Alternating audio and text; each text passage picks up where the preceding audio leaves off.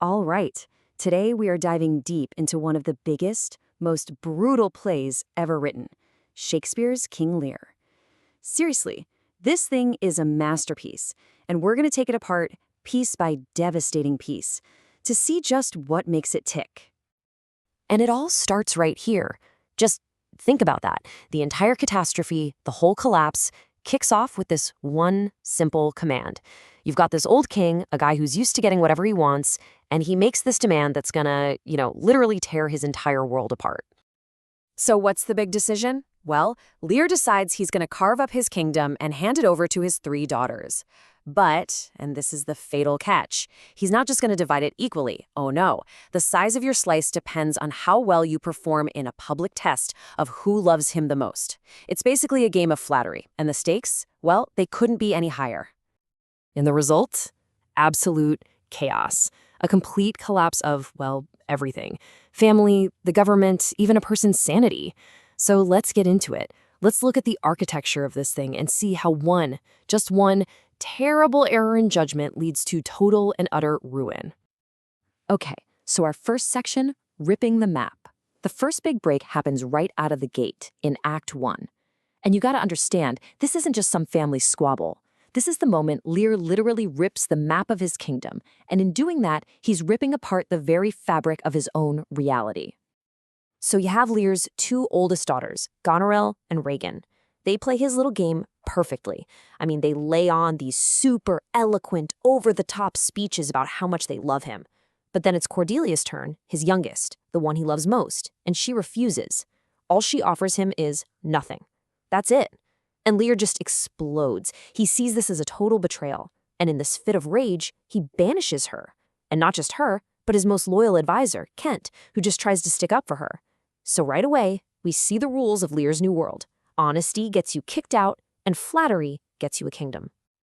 And here's where you see just how brilliant Shakespeare's writing is, because at the exact same time that Lear is blowing up his own family, we see another father, the Earl of Gloucester, getting tricked by his illegitimate son, Edmund. This kicks off this incredible parallel plot that's going to mirror Lear's story every single step of the way. It's genius. All right, Section 2, Two Fathers Fall. And this really is the engine of the whole play, this incredible mirror structure. We're about to watch these 2 powerful men, Lear and Gloucester, go through these parallel tragedies. And it just makes the themes of betrayal and suffering hit so much harder. So how do they fall? Well, their falls are almost perfectly symmetrical, but also just brutally different. Lear gets betrayed by the 2 daughters he just gave everything to. He's stripped of his power, his dignity, and he literally loses his mind out on a stormy heath. At the same time, Gloucester is betrayed by the son he trusts, and for staying loyal to the king, he gets his eyes gouged out. So you see, one of them loses his metaphorical sight, his sanity, while the other loses his literal sight. It's devastating. Okay, look at how this breaks down. It's incredible. Both of these guys, they start out from a place of pride, flawed authority. Then, both are betrayed by their own kids. And it's only through this just unimaginable suffering that they finally get some kind of profound, tragic insight. Lear doesn't find a shred of compassion until he's lost absolutely everything. And Gloucester, he only learns to see feelingly, as he puts it, after his eyes have been torn out. All right, Section 3, Villains, Fools, and Survivors. Now that the old world is just completely smashed to pieces, we start to see these different types of characters crawl out of the wreckage. Each one basically represents a different way of dealing with a world that's falling apart. First up, you've got Edmund. He's what we'd call a Machiavel, this super charismatic, super ambitious villain. He feels totally trapped by the old system of legitimate inheritance, because he's the illegitimate son. So he becomes the ultimate self-made man, using lies and deception to just tear down the whole social order so he can climb to the top. And then you have Edmund's polar opposite, Cordelia. She just refuses to compromise. Her insistence on telling the truth, even when it's a terrible political move, makes her a kind of moral absolute in this world where everything else is corrupt. Her integrity is so powerful, it's like a living accusation against everyone else's lies. And that integrity, that purity, is what ultimately costs her everything. And finally, there's Edgar, Gloucester's good son. He gets framed by his brother and has to go on the run, taking on all these disguises to survive, his most famous one being the mad beggar Poor Tom. And through all this horrible suffering, he completely transforms. He goes from being this kind of naive nobleman to being the play's ultimate survivor. He becomes the new moral authority, and his journey kind of teaches us that your true identity isn't something you're born with, it's something you earn by going through the fire.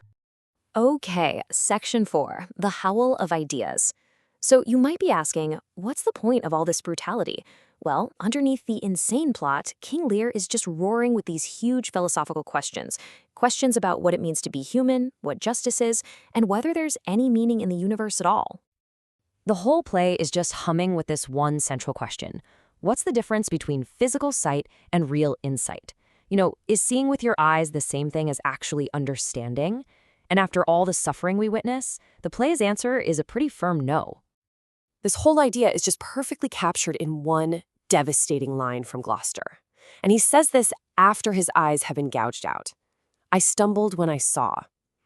What he means is that when he could physically see, he was morally blind. He couldn't see his son Edmund's betrayal for what it was. It's only in literal darkness that he finally gains true insight. The irony is it's brutal, and you never forget it.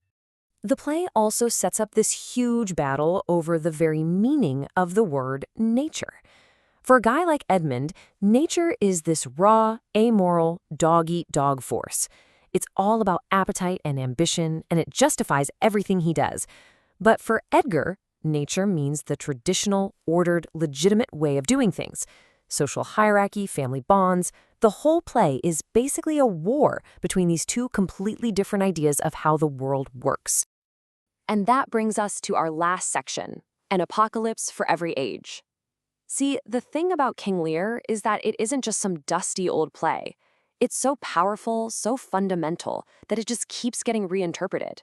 Every new generation seems to find its own anxieties, its own fears reflected in the total collapse that happens in this story. I mean, just look at this timeline. It shows you how much the play can morph. For like a century and a half, audiences actually saw a version with a happy ending. Can you believe it? One where Cordelia lives. Then, after the World Wars, it became this bleak story about an absurd, meaningless universe. The legendary director Akira Kurosawa turned it into this stunning samurai epic called Ran. And now, a lot of modern productions look at Lear's madness through the very real, very contemporary lens of dementia. And so that's where we end up. The play just leaves us hanging with this huge, haunting question. After all of that horror, all that suffering, does it lead to any kind of redemption? Is there a point to it all? Or does it just prove that the universe is a cruel, empty, and totally unjust place? The real genius of King Lear is that it never tells you the answer. It doesn't let you off the hook. It just forces you to stare into that question, and in the end, you're the one who has to decide.